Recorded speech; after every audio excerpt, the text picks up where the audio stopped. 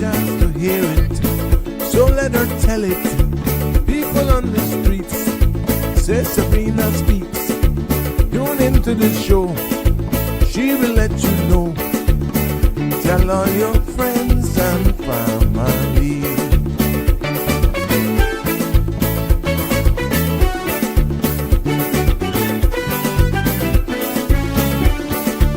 Real talk is no joke. You get the news straight up from grassroots and concerns. You hear some people gone. So tell all your friends to tune in to Good evening, Cayman. I'm Sabrina Turner, and welcome to Sabrina Speaks, your daily dose of clarity, truth, and community insights.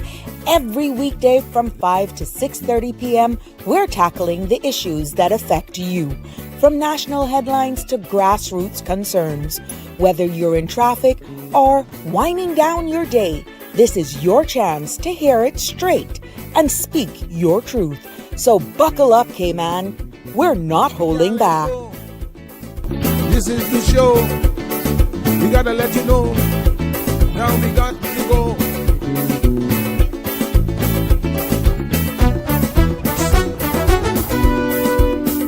And now here's Sabrina. Well, good afternoon, everyone. Welcome back to another episode of Sabrina Speaks. Because pretty much today is the deadline, I'm just going to go straight into getting this PSA out of the way. And when I come back, I'll have more on breaking down what just happened at our parliament.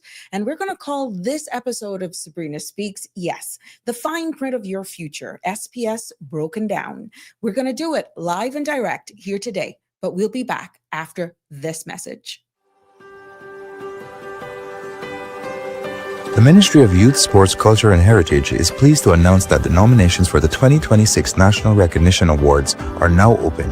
Nominate individuals and groups who played a key role in developing the Cayman Islands' physical infrastructure. The categories include landmark leaders, infrastructure innovators, and the builders of Cayman. Visit gov.ky/YSCH. Click on the Nominate button to make a nomination. Here is a step-by-step guide to fill out the form. Before starting, please read the instructions, the award categories, and the eligibility criteria. Step 1. Enter your personal information and select the award category for the person or group you are nominating. Click Yes to confirm that your nominee meets the criteria. Step 2. Enter the nominee's full name, date of birth, and district. Indicate their current status, whether living or deceased, and ensure you have the current contact information for your nominee and their next of kin. Fill out the submission detail and provide any supporting documents and a reference to support your nomination. Step 3. Review your submission and make any changes by clicking the previous button. When you are ready, confirm and agree to the terms and click Submit Form to make your nomination. A thank you notice will confirm that the nomination was received, and a copy of the application will be sent to your email. Your nomination will be reviewed and considered by the National Recognition Awards Committee, and only successful nominees will be contacted and recognized at next year's National Heroes Day ceremony. The deadline to make a nomination is October 15.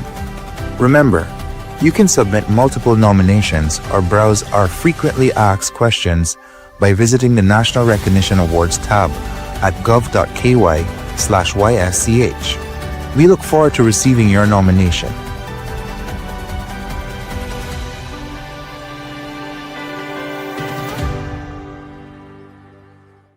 Hold on.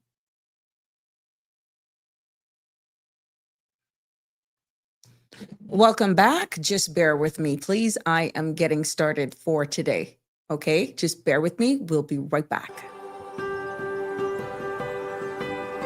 Infrastructure is more than roads and buildings.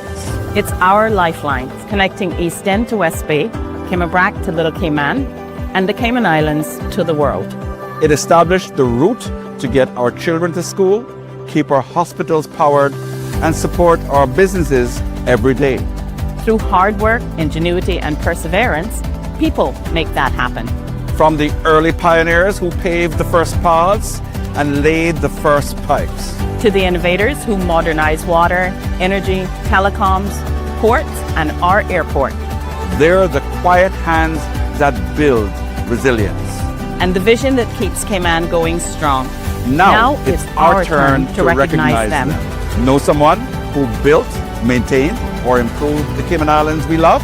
Nominate them today at gov.ky/YSCH. Click Nominate today.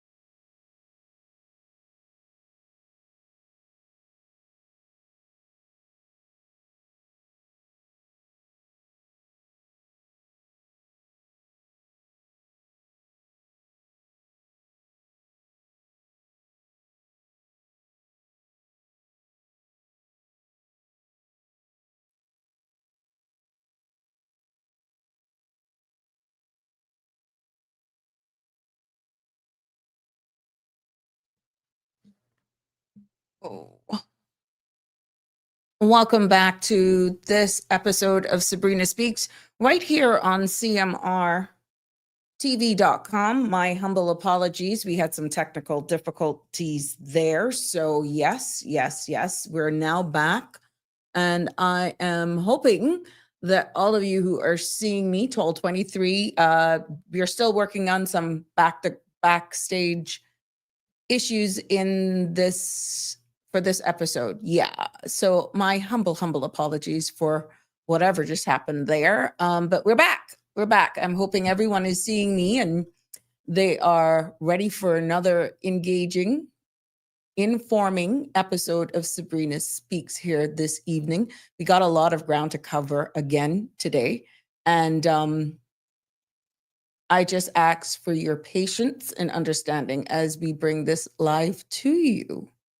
So yes, just let me get some lineups here for you. How has your day been going? I hope everyone's been having a good day. We're just trying to get the streaming stuff up. So please bear with me. And I had an interesting article shared with me today about how even digitally moving forward, how this is going to impact, interesting, how it's going to interact or could be even impact how we deliver here for you with this digital ID and digital platforms. And it is a little interesting to say the least.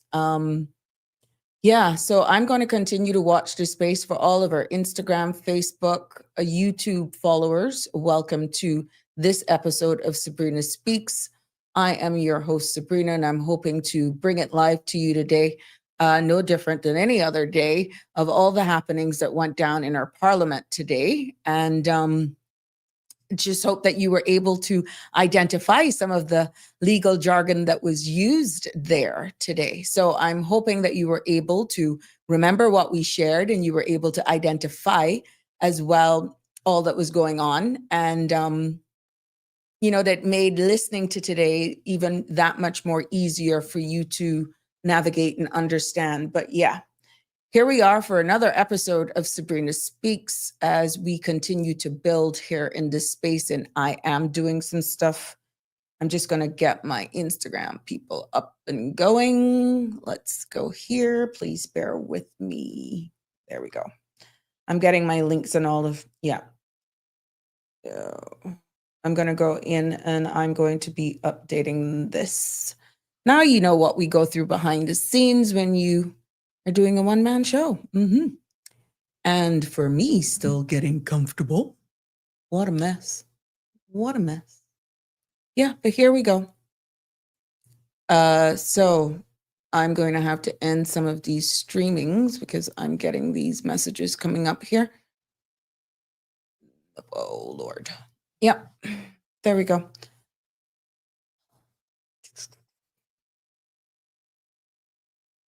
Yep.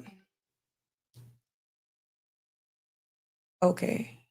Let me just do this. Yep.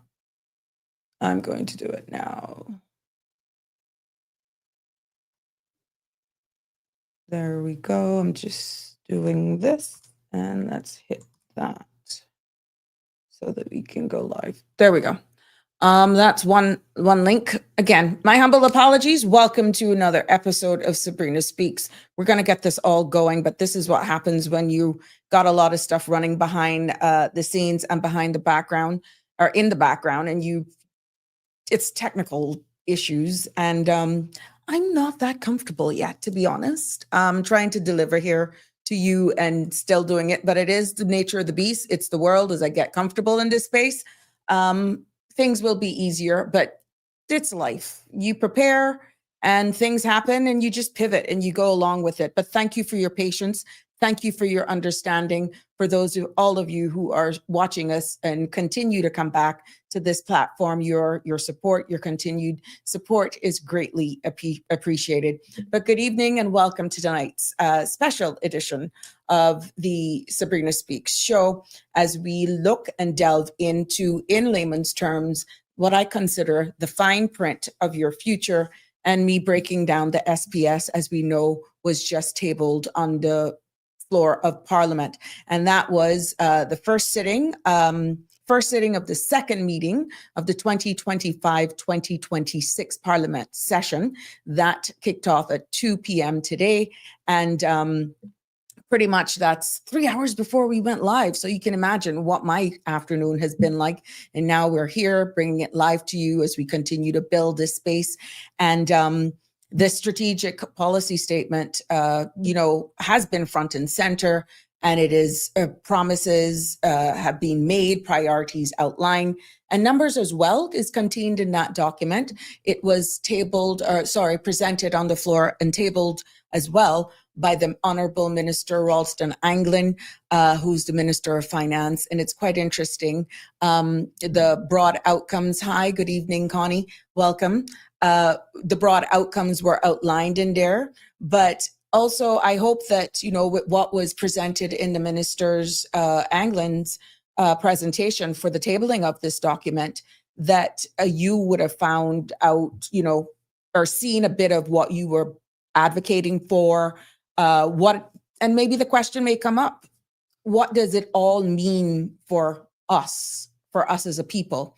Well, this evening, I'm hoping to cut through some of that jargon. I'm hoping maybe any member from the opposition is welcome to call in or join me. That's totally up to them, because they will have their say once it's opened up to be debated on the floor of Parliament, as we heard on Friday.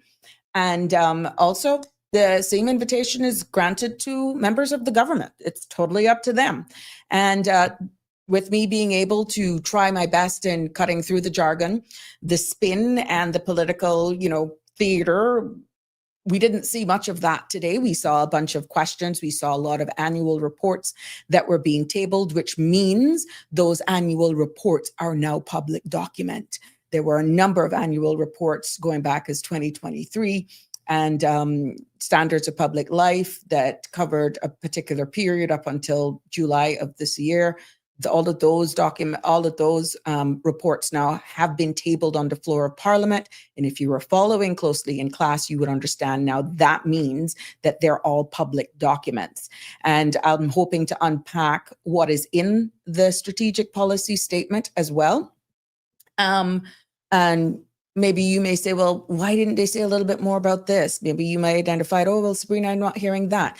The mere fact that it's tabled now will be debated by both sides, will be debated in the floor of Parliament on Friday. That's why it's important then for you to listen to see if maybe there was something that you have missed in the presentation or the delivery of Honourable Ralston Anglin's presentation. So whether or not you're tuning in from your car or just listening because you're hearing us, or from, let's say, your kitchen or on the back patio, like me, if I wasn't doing this show, I'd probably be in my hammock.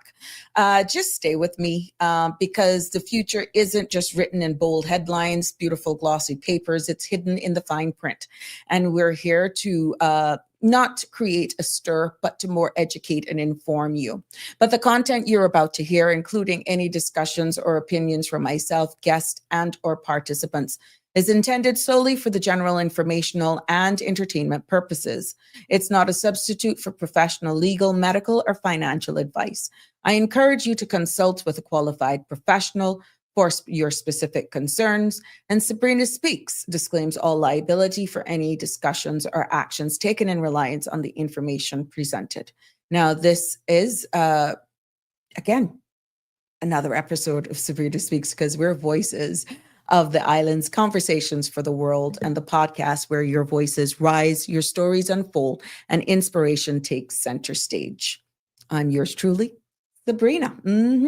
Please don't forget to like, share, and subscribe so you don't miss an episode. And thank you for all of those new followers that I see practically every day are joining us. Obviously, the word is getting out, and I'm happy that you are joining this beautiful family that we're building here, this beautiful home where everyone is loved and appreciated. And today's going to be no different. Oh, my loyal. There we go, Connie Bonnie.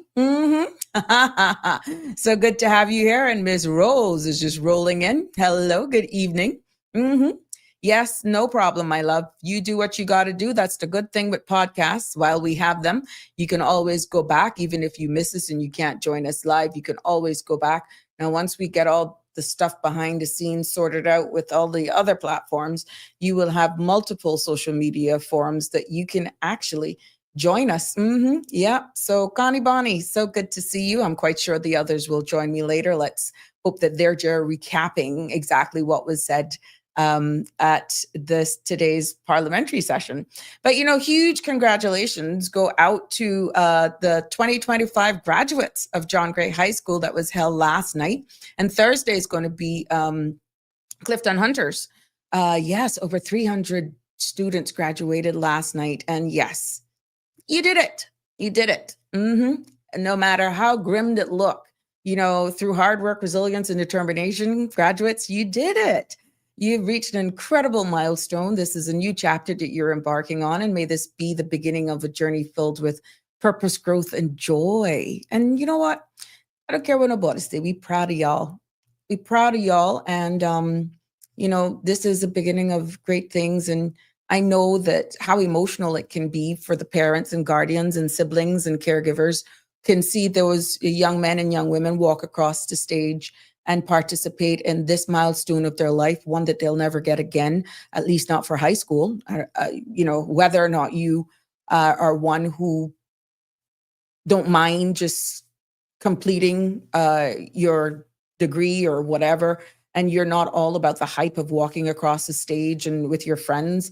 And that's totally up to you. But I know as a mom of two, who's long out of the school now, I knew what it was like as a parent raising two young men in my case, pretty much, and what it is for after school, all of these different extracurricular activities. Sundays are no longer yours. All of these projects, which I gave you in the earlier days of my podcast, all the projects that I had to do with my sons, and they would just throw them on you last minute. But it was a family event. It was a family affair.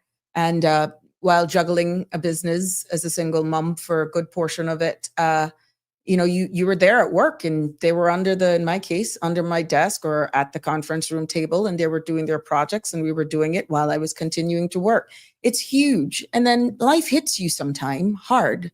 They go through their ups and their downs and their lows, and you even question yourself possibly as a parent. And when that time comes that they walk across that stage, at the end of the day, and they walk across the stage, and then you see exactly all of your accomplishments. At the end of the day, there is just something fuzzy in you. And to all the parents and guardians, especially those single parents who did it, who wear you no Facebook. Yeah, I know. Okay, I'm getting something, no Facebook. Yeah, no, I know we were having some problems there on Facebook. My apologies to you guys on Facebook. Oh, Lord, here we go again. All right, let's see what I can do here. Let's see what I can do here, guys. Just bear with me. There we go. Let's see what we can do. Let's do this again. Let's do this again. Thank you, Ash. I actually understood that. There we go. Facebook, you should be back up. Please tell me if Facebook is back up. We're good to go. We're good to go. Please let me know if Facebook is back up. Yeah. Yeah. For all of those parents, who actually have gone through all of that. There we go.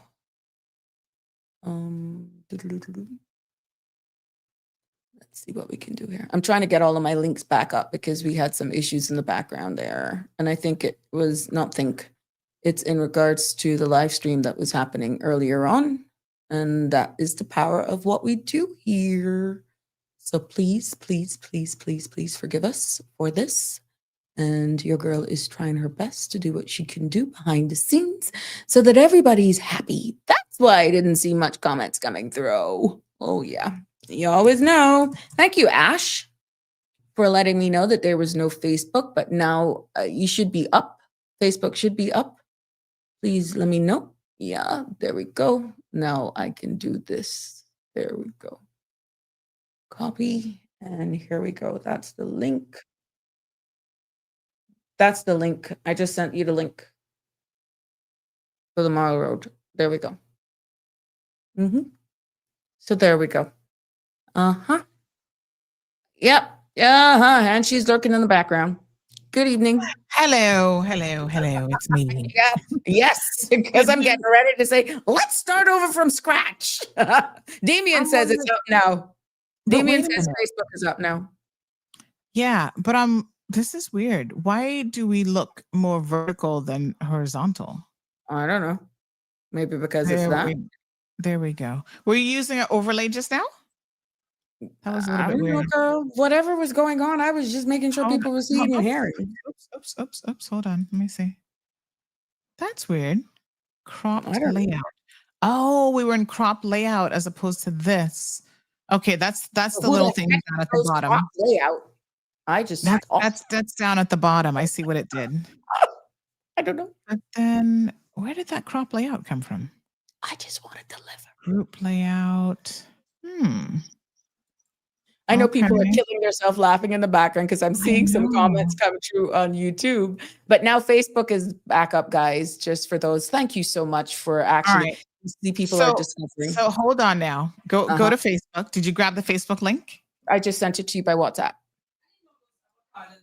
Oh, you didn't send that to me. You sent it to the group. So did you delete your other message? I don't know what I did. I'm just and you sent the StreamYard one. No. Okay, let me delete that. Yeah, please delete it. Okay, all right. I'm gonna teach you how to do this one on the fly. We're gonna get it done. I'm going to teach me how to secure me some serious sponsors so I can get a techno team in the back. Because if I gotta no. Then you got to be paying technical people all kind of money. We got to do this on our own. Your battles, all right. So here's what you do.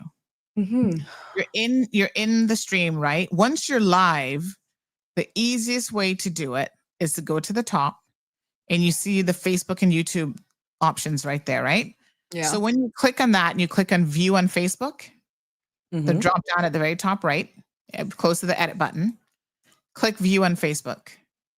So where I'm on StreamYard right now, and I'm seeing all of the social media platforms that we're on. The one at the top, yes. Yeah, The one at the top for CMR Facebook. Now it's saying you're live. Okay.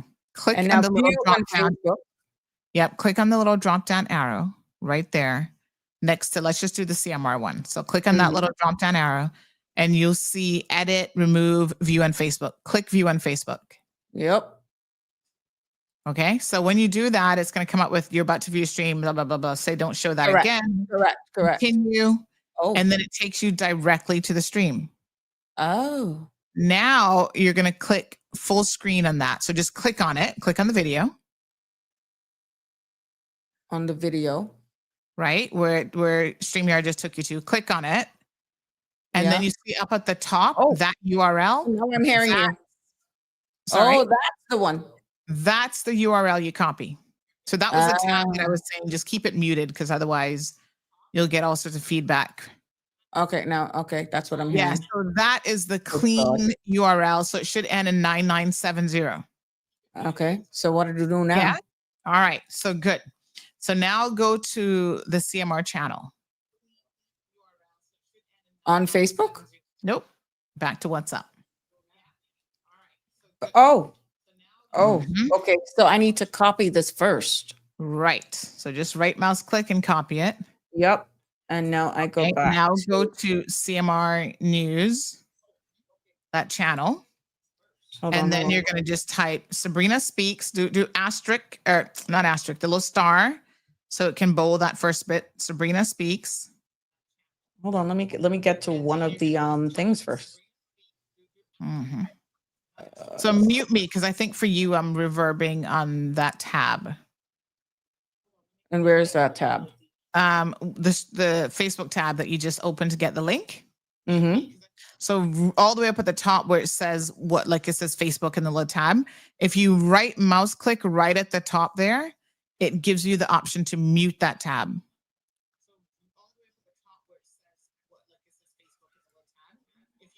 So where you just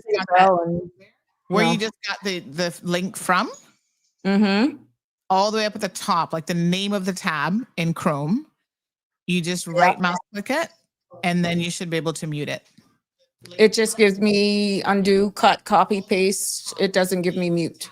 No. Okay. Give me 1 second. Folks, we are learning on the job today. Bear with us, because come hell or high water, I want this young lady here. Hear me? Yeah, I could do it. Yeah, but I to be able to do it. All right. I got somebody to do this for me, though. You know. No. This is so easy. Yeah. You don't need anybody to do. Yeah. You don't need anybody to do this for you. Okay, I'm gonna show you how to do it. Hold on. Let me just open up the tab here. All right. So I'm gonna do this.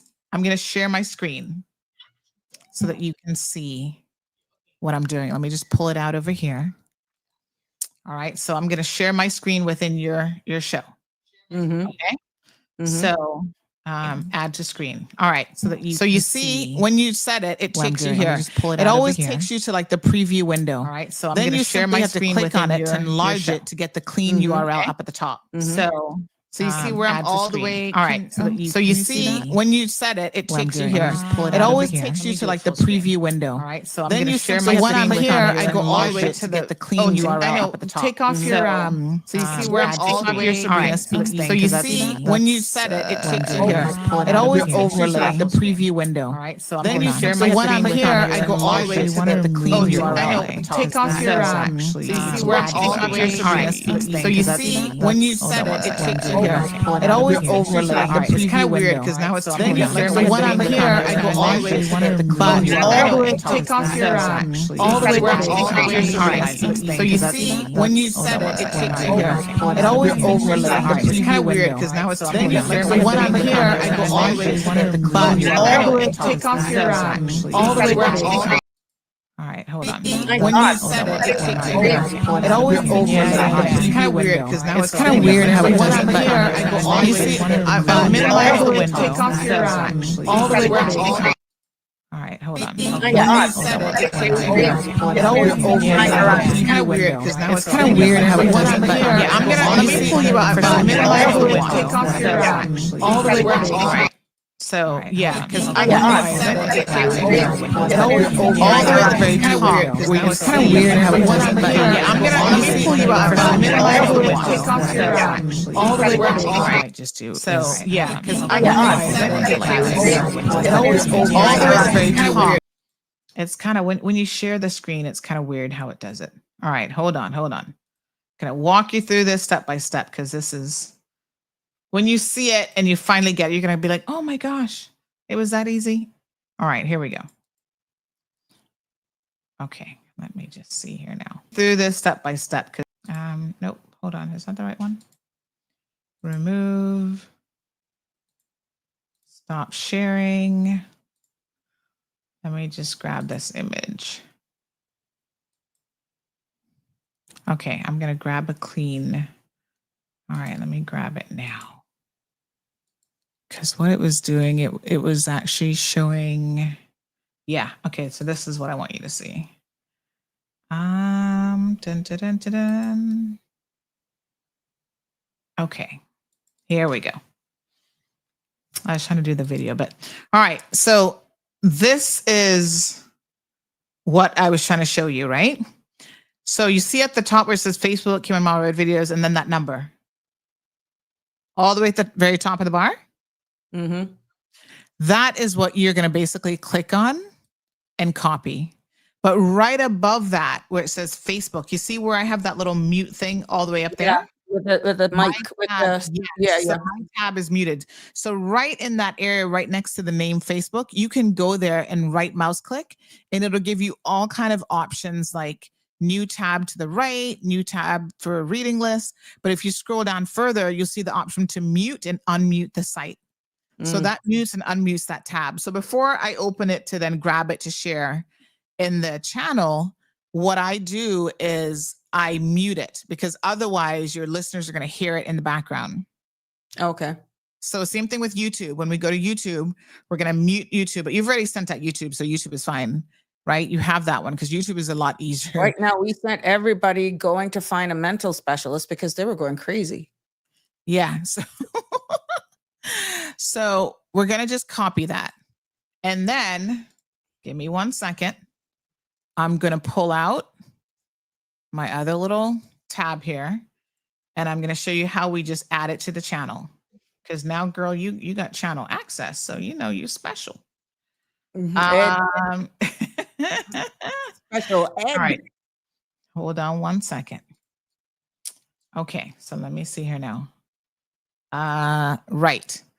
So let me take this one off. Take out the screenshot, and I'm going to add this. Okay, so this is the channel, CMR News, right? More or less. It's kind of small, but you can see it okay. Mm-hmm. So I'm just going to do Sabrina Speaks, asterisk, Sabrina Speaks, asterisk again. And when you have more time, you can put in whatever the title is, but we ain't got no time for that today. We need to get you to talking. So I'm going to do YouTube : I'm just going to grab your YouTube link. So we can do the easiest way for you to do it is just to grab it right from within StreamYard. So I'm going to go view on YouTube. See, it wasn't muted, so I muted it real quick. Grab the link there, paste, Facebook : Gonna grab the link. Hold on. Mm-hmm. Because Facebook doesn't give you the live link until it's live. Live. Okay. And then I do W for website, www.cmrtv.com. And then I put your show number.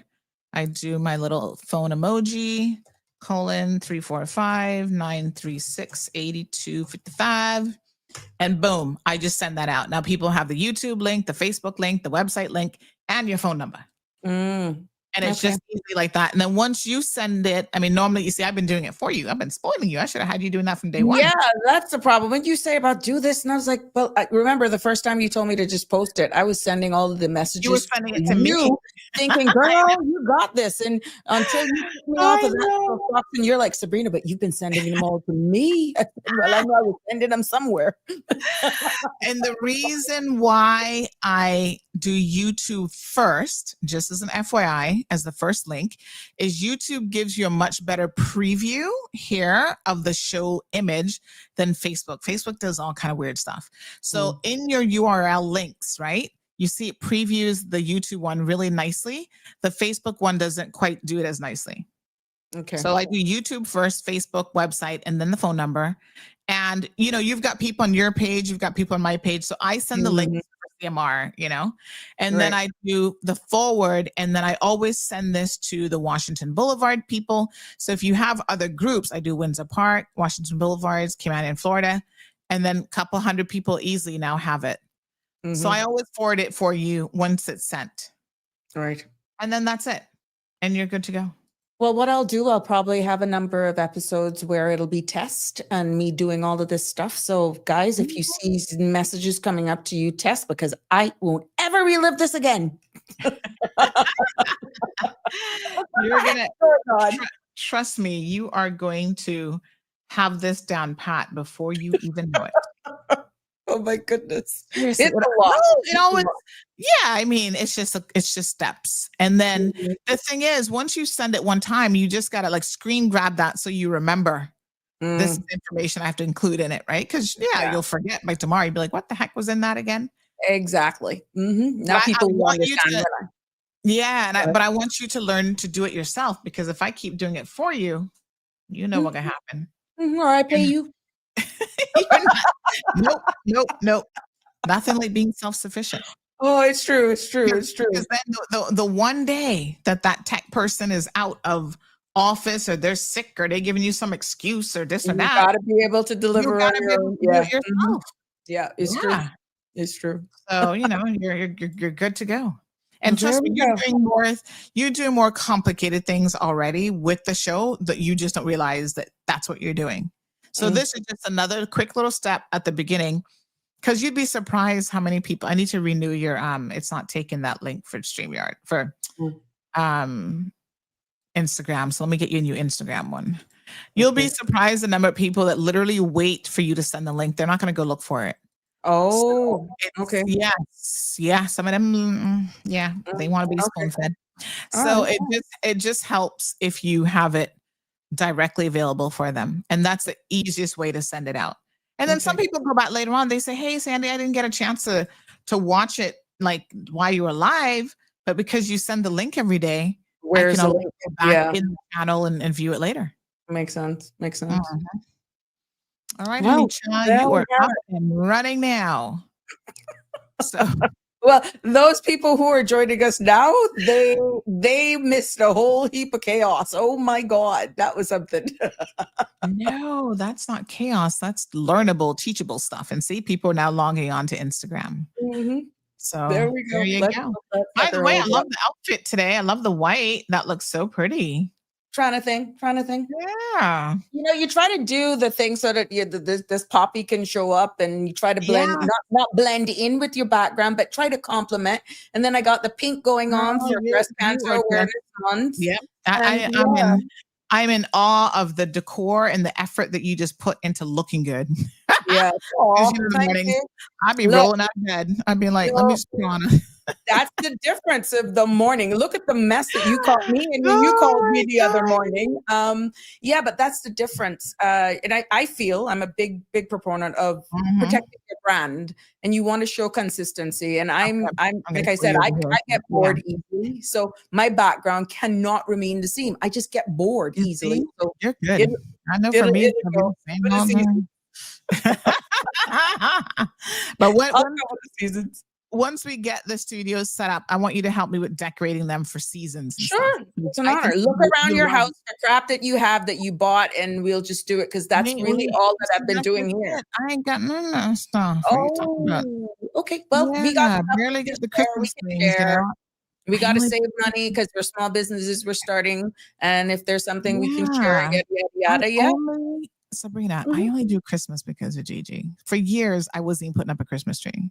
Oh, And then no. when she came along, I was like, no, I can't not put up a Christmas tree for the baby. I do just because. I know. I can see that you're into that, which I love. Yeah. I love Yeah. it. Yeah. I do it. absolutely love it. I bet you're gonna have a pumpkin outside with candy for Halloween and all that fun stuff for the neighborhood kids. Well, interesting enough, I don't necessarily do the pumpkin because in outdoors I'm afraid of frogs, but I do have decor outside, minimal.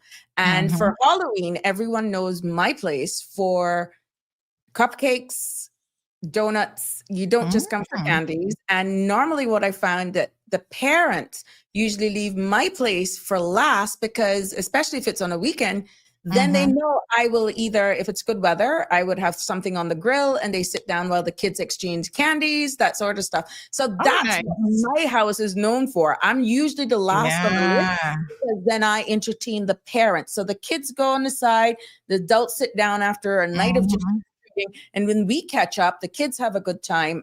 But it's just not candy.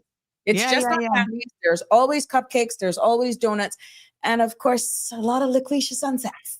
I love it. I love it. I love it. No, that's good. You know, there's a house. I'm not going to tell you guys where it is because I don't want you to be crashing her party, but there is a certain Canadian friend of mine who has a bomb.com Halloween event. And so I always go to her house because she has real food like sushi and wings and, you know, drinks for everybody. I mean, that family goes all out. It's such an amazing time. And I don't even live in their neighborhood. I drive half an hour to get to her. No, I've been known for that for years. From the days of Victoria Avenue, those kids knew they could go to Miss Sabrina's house because we know it's just not candies. We're going to leave with a whole heap of stuff. Then you have some of the kids, if they don't realize that's the stop to go to, they would either have like a little bag, and I would always have extra little tote bags that I would give them. I says, this is not the only stop, right? No. And I would give them other bags so that they can go. So I'm known for that. But over the years, before being elected, of course, because I had no time. But even so, for the constituency office, that place transformed into a walk-through. You were always decorating your team. We did it. You guys were always decorating that, which is really nice. So that transitioned into my political life as a reflection of what I did before I was into political office. But that was thanks to Bianca and the team. I must say, you had an amazing team at your office there. Bianca in particular. Yes. My goodness. She was a little worker bee. What is she up to now? Can I ask? Do you know? Yeah, Bianca's she's still looking for a full-time job. She's temporarily helping Nicholas, but she's still out looking. And you know who was behind the scenes that was hardly ever in the front that really were the action movers? Miss Joyce Ann. Because Bianca is the more events coordinator, decoration, that sort of stuff. But Miss Joyce Ann also contributed to the ideas. And it was, you know, her. All we had to say, this is what we need. This is what we need. And Mr. Walters as well. David. Oh, yeah. Tavis was a good worker bee. I learned to appreciate the very small core of people that I had around me, what strengths they brought. And then we capitalized on it, which is what resulted in what we were able to deliver. Yes. Yeah, no, man, you guys had a really amazing team. Yeah. And there's a lot to be said for small but mighty. Yeah, you know, it is. You get better quality, in my humble opinion, which is why the whole drive through for even Christmas, that I really enjoyed that the most. Hi, Miss Michelle. How you doing? Hey. She says, "Good job, you two." This is what I was saying. You know, somebody was kind of being critical this week about, you have Filipinos who are going to be in CMAR to me. I'm like, y'all try and hush. I said, people don't know what it takes, Sabrina. They really have no clue what happens behind the scenes. I mean, a live show has a different layer because you are live and you're multitasking live, right? But they don't have any idea the planning that goes into any of this. Like Bervelin says, tech class this evening.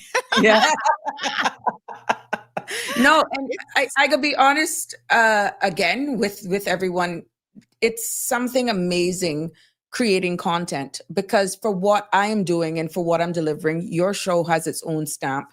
Mine has its own stamp. And what I'm realizing with all of those persons that are tuning in for Sabrina to Speak, they expect takeaways. They expect me to deliver, to educate, to inform. Like today, break it down in simple terms, because I know for those who listened today, they may have caught onto a lot of the jargon that was shared on the floor of Parliament, and it was easier understood. So, but I'm gonna make your life easier. You and I need to you bring whatever drink or beverage. Maybe like Friday we can do this. I'm just drinking water and tea at the moment, so no sodas, no nothing else. And I'm going to sit down and introduce you to how to use certain AI tools that are going to make your life so much easier with dissecting 8 hours worth of content sometimes, because these people go on and on in Parliament, as you well know. Nobody ain't got no time to be sitting down listening to no 8 hours of stuff. So I'm going to give you 2 tools that is going to make your summarizing these things, make your life so much easier. And then if you need to deep dive into specific areas, you can pull out like that 20-minute conversation or hour conversation that you really need to hone in and focus on. Because it's a lot. I mean, for me, the biggest advantage of AI is to make all this information that's coming at us from every single angle more manageable. Because it's a lot. Like every day I'm like scrolling and I get this message and this information, and it's just like, oh my God. But so, I can tell you, excellent. But for me, it's not just listening to what they're saying. For someone coming out of Parliament, you have that insight. Oh, yes. So for me, even though, yes, I would be more than happy to take advantage of those working smart. Because then you can go to a specific area in the video and you're able to critically, because you know the body language, you know when one side is saying something, they're snickering on the other side. So you have that inside knowledge. That's why, listen, folks, when Sabrina and I were talking about her coming on the show, I said to her, listen, you are in a unique position. We have never had a sitting minister, someone who is a minister, unfortunately didn't get elected, but like they say, sometimes these little things are a blessing in disguise. Fortunate. Now we're going to change that. Fortunate. Didn't get reelected and then has the ability to interact with thousands of people every single day through this show, through this forum. I mean, it is next level, and no one I stand here with no fear of contradiction. No one has done what Sabrina is doing with the results that she's getting in terms of the viewership. Have you looked at your numbers lately, girl? I don't. I just keep focused, but that's been my life. Have you been paying attention? Nope. I just deliver. You have got that makes me remain humble. Oh my gosh. No, you're going to be humbled, but listen, you got to watch these numbers, because when people come to you and say, hey, Sabrina, I've been thinking about advertising on, your show. You got to be able to say, oh, wonderful. We'd love to have you. And they say, yeah, but tell me now, how many views did you have yesterday? And you can say 7.9 thousand. See right there. I based on what I can see sometimes in what you say, but for me to say, oh my God, how much should I get that? No, I don't. I'm just more into the next analytical data that you are going to have to go back to view sometimes, because people want to know, well, how are you trending? Like, who's really watching you? Because if I run a commercial, I want to make sure people can see it. And then you're going to say, oh yes, Auntie showed me how to just screen grab from this area. That what I need to know. Yeah, the screen grabs is what I need to get into. Because then you can pull it right into the show just like this. I just screen grabbed this in 2 twos. Oh, wow. And so there you go. 7.9 thousand, 8.3 thousand, 7.8, 7.8. Well, there we go. I got a lot to say. I'm telling you. Wow. Yeah. The proof is in the pudding now. So when I say thanks to all of my loyalists and all of those persons who, you see what? Yeah, that's why. Yes, the proof is in the pudding. And wait till we launch radio when people driving home can listen. Correct. That's gonna be hot. Yeah. Wow. But it is not an easy, it's not, you just can't, it's not an easy ride. You just gotta constantly be on your game. You gotta be on your game all the time. As they say in life, nothing good comes easy. Yeah. Look at this. 10.6, 9.5, 12.8. That one was a hot day. I don't know what you're talking about. Courage, care, and community. 12.8 2 weeks ago. Oh my goodness. Yes. 8,000 beyond with Kiara. 8,000 views. 7. Oh, wow. Budgeting for whom? Yes, you can let Kiara know she was a hit. Oh, Let It Out wow. came out 15.7. Yeah, that was a rough Monday show. Oh gosh, yeah, that was Yeah. the weekend that the fire officer passed, and I know those guys. Yeah, that Oh, was rough. And then we had the issue with the BRAC, and that was a rough. And I felt the tension in our community. And I says, I yeah. need to do a Let It Out episode so people can Oh my call. And gosh. when Yeah. that was Well, coupled it with clearly Cayman, yeah, resonated with identify. people. Right. Yeah, Mhm. and that's what it is. Ash, she giving me jokes talking about expert Auntie Sandy took over Uncle Marlon job or what? No, listen, that's next level tech there, Ash. Let me tell you, I just dabble in it. He's the expert. So when I can't figure it out, I got to be calling him. She says, my head, laughing out loud. She's like, that's too much for me. Yeah, it was when all of those different frames were playing, and I was like, know, oh my God. I got to figure out, I think what it is because I am joining as a guest. I can't, I got to figure out why it does that. It happens when you add somebody else and then they're doing the screen sharing. But there has to be a way. I'm gonna talk to some other people about the platform because there has to be a way where it doesn't do screen within a screen within a screen because that's what it's doing. That's what and that's what people were sharing. Poor Connie. Connie was like, oh my God, quadruple. Mhm. But I'll figure that out because sometimes I do need to like jump in and share something. So if you shared it, it would be okay. But when I do it, it doesn't quite do it the right way. It duplicates it and then it runs it in real time. So you're hearing an echo. What would be an echo? But it's too different. Yeah. Yeah. So that's something I'll have to learn how to not do. Like there has to be a way to kind of work around it. But yeah, I mean, lots for you to talk about. So yeah, there is. Probably going a little bit overtime today. Yep. I'm going to let you go so you can get to it. Yep. There we go. Thank you so much. All right, love. Have a good one. All right. Thanks much.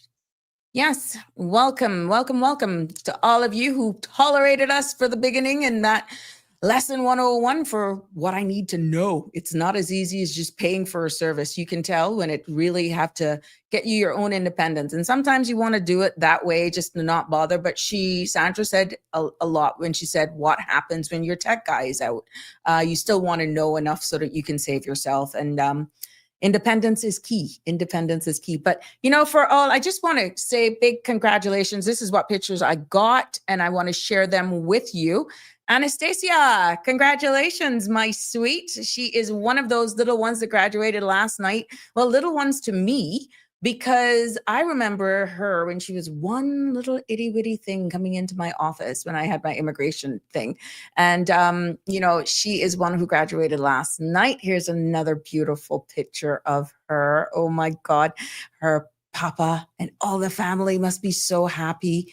And I am so, so proud of her for her just making it here. And look, now they've reached. When look at here, look at here. Oh, isn't that adorable? Yes, that's Anastasia Bennett, and she graduated last night amongst 300 odd kids, more kids, and my gosh, this is our future. These are our young men and women. This is one young lady who I'm very, very proud of, and congratulations to Dad. Congratulations to all of the extended family, all the uncles, everybody that has been there, her rock. And when those days look grim, when you doubted yourself, even as a parent, look at that. Look at that. You ought to be proud. But I am proud. I am very, very proud. And we got another young junior chef. Whoa. Okay. Jamo shared with me. And before all of that chaos, Santos Flores, congratulations to you. You are on your way to Indiana to participate. And the first time ever, the Cayman Islands is actually, Livana, she's beautiful. Santos here is being chaperoned by LaShawn Sims. And he is on his way. First time ever, the Cayman Islands will be represented in the World Food Championships or Junior Chef. He's in the Junior Chef category. And he'll be coached by a chef, Peter. And, as I said, they're off this afternoon. They're en route as we speak. And this would not have been possible as shared with me. And please don't quote me for all of the sponsors. I will probably miss some out. I just wanted to share it with you. Continue to watch this space. All of the media platforms that will be doing this, these two are just off. They're on their way to Indiana. And all the sponsors like Liz from U.S. Meats and Exports Federation. We look at the ministry of the Honorable Isaac Rankin, whose ministry definitely was instrumental in giving funds for this to actually happen. We got corporate sponsors like Maples, A.L. Thompson's, Home Gas, Ministry of Education as well. And I will share, should we have young budding chefs who may want to also get involved, I'm going to share a number with you. It's 345-922-3652 for more information. Or you can also email, I'm going to share this reel with you, and that is NYC, P as in Peter, Cayman.com. For more information for corporate sponsors to get involved, there you go. That is the contact information. And we're definitely going to send congratulatories, celebrations, wishing Santos Flores all the best. And I'm looking forward to seeing some of what he's going to be cooking up under the pressure. So yeah, we got to celebrate with our young men and women who go off, and they're ambassadors for the Cayman Islands. I had showcased a number of them who were in the barbecue junior champions. That was last week, Friday, I think, or week before. And we heard that first time ever that we had the Cayman Brackers felt, the children in the Brack, sister islands, felt included. And this is no different this time around. And I'm so pleased and excited to see exactly what's going to become here. But we're going to keep you informed. We're definitely going to keep you abreast of all of the happenings. And did you remember anybody go down to Cafe del Sol to get your taste blend to share in honoring definitely Breast Cancer Awareness Month? This is delicious. I had it yesterday. Oh my God, it was delicious. It was delicious. And for every purchased, this is your strawberry matcha frappuccino. And you can get it from, there's Cafe del Sol in Countryside, there's Cafe del Sol Marquee, and there's Cafe del Sol in Bayshore. Yes, Bayshore. You can also get it down there as well. So great things to come and delicious. But I know a lot of you are here to get a breakdown because like what Sandra say, how much people want to listen to some of these, but I hope that you were intrigued or interested enough today based on the prep that I did with you in regards to the strategic policy statement that outlines Claire. Yes, Claire, there were 2, 4, 6, 7 broad outcomes shared today. Your girl got it. Your girl got her hand on it. Yep, I got my hand on it, and I'm sharing it here with you. And those were 7 clear broad outcomes. Let me pick it up on this screen because I'm blind as a bat. And what this means is what the broad outcomes for 2026, 2028 in the document that is now public. They're looking at education, immigration, and workforce development. That is a strong education and immigration system that supports a highly skilled and adaptable Cayman population. And then the other one is housing infrastructure and environment, sustainable physical development that prioritizes affordable housing, ensures resilient infrastructure, and protects nature. So all of that under the housing, infrastructure, and environment is a balance in regards to, are we going to see the East-West arterial come into fruition? Are we going to see the accessibility or more houses, affordable houses being accessed to? That's what's coming under this section. Economy, a diversified, resilient economy that supports prosperity and innovation. Also under the health and social development section, which is on page 10 on this document. It's healthy and empowered people with improved quality of life of all ages. And quite interesting.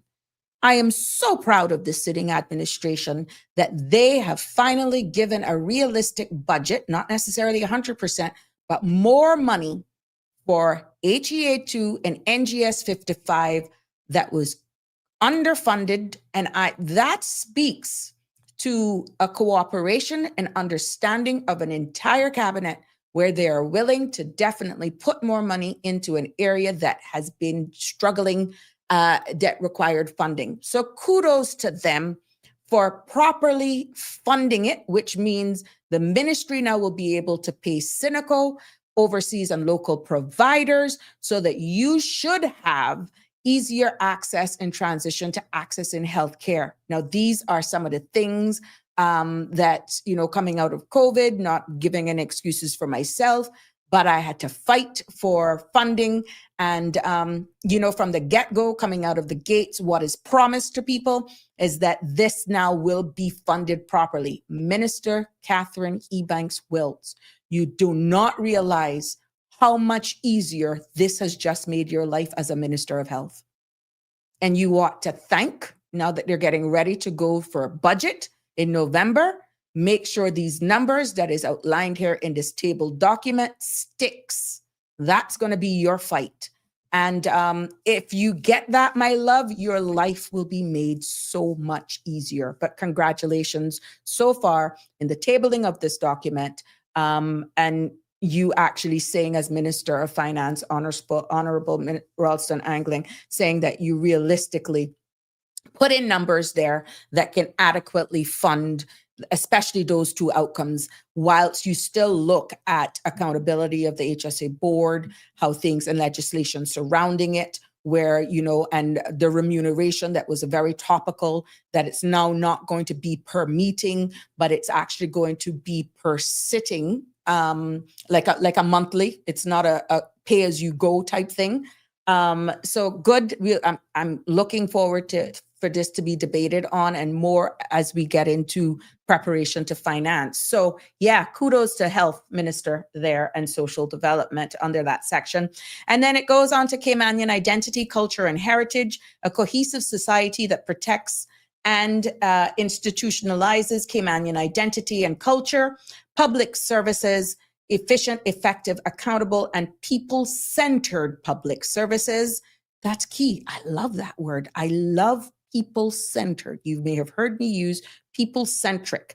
And then you got good governance and public safety. This is where your national security, how you're going to fund your RCEP, so your uniform services, a secured, well-governed country demonstrated by transparent governance and robust public safety systems. Oh, as I was reading this, I go back to health, and what was actually profound stated, I think it was either the premier, when history was made again today, when this is the first time that the premier was asked directly a question by the opposition, which is history in the making, that he says, some of the recommendations or the recommendations being made by the Auditor General will be considered or actually implemented. Please don't quote me, but what they're saying, references from the Auditor General as we looked at better governance and accountability to combat mismanagement, as we have heard so loudly, especially with health services, that those recommendations will not go unchecked, and that these recommendations will definitely be taken into consideration. That was profound, and I am so proud of them for that. But hey, the sky's the limit for what's to come. Yeah. So the actual document, if you're going to stay with me today, and I encourage you to stay with me today, I'm not even getting into the headlines. You can all see that with what a beautiful entry we made here today. I'm not going to get into the headlines, but please, there's so much more on the CMR pages of breaking headlines that I want to get into this document. So by Friday, when they go to debate, you will be even more prepped and prepared for exactly what transpired. And if you're able to get your hand on this document, like I have been able to, yeah, there we go. That's going to be what the front page looks like. And then you will have the table of contents that has a message from our premier in plain English, pretty much a great synopsis. is that this is actually what is the Premier's statement, opening statement. Like, it's almost like and this is not a reflection of what is in there, because I'm going to give them time to actually present it on Friday, because the Premier will move a motion for this to be debated on the floor of Parliament. Once he moves the motion, they're allowed to speak, and then it's opened up for debate. And that's where in your opposition now, they're going to go away from tonight, more than likely to huddle and to see how they're going to go through this like a fine-tooth comb, which is what the opposition is there for. And they're going to come up to debate maybe some of the presentations that are contained in those 5 broad outcomes. And obviously you'd have those with the strength of with the finance background that will look at those numbers to see if it's sound, is it sustainable.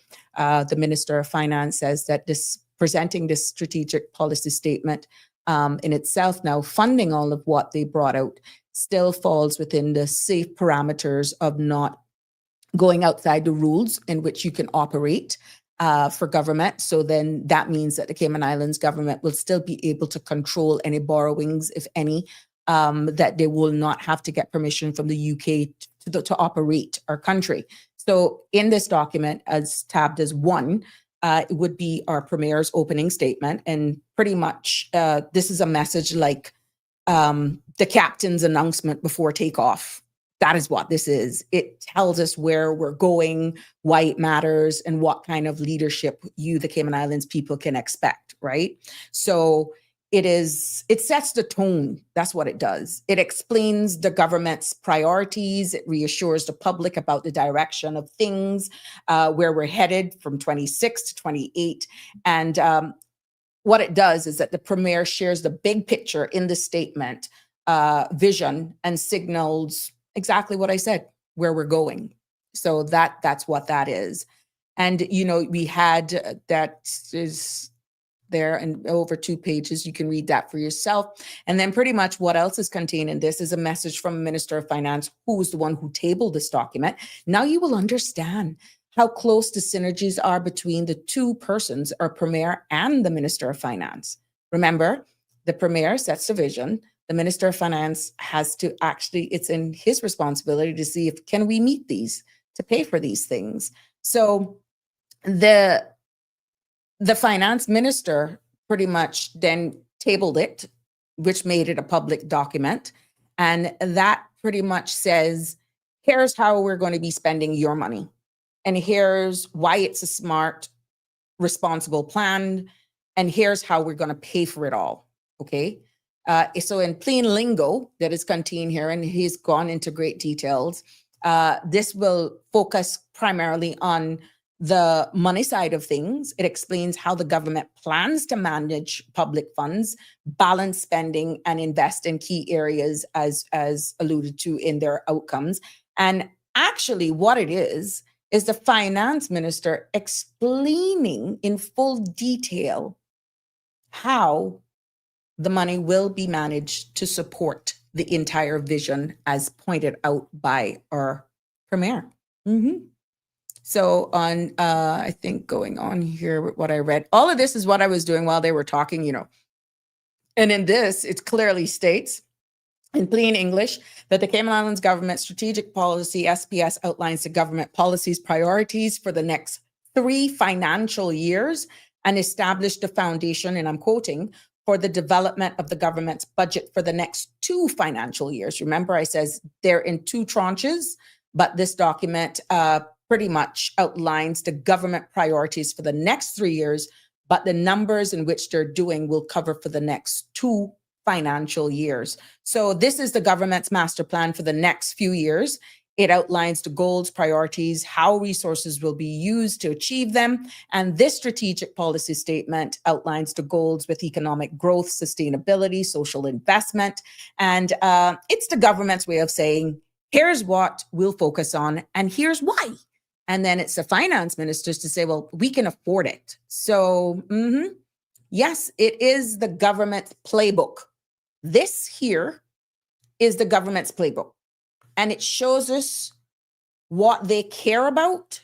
It shows us whether or not they were listening to you.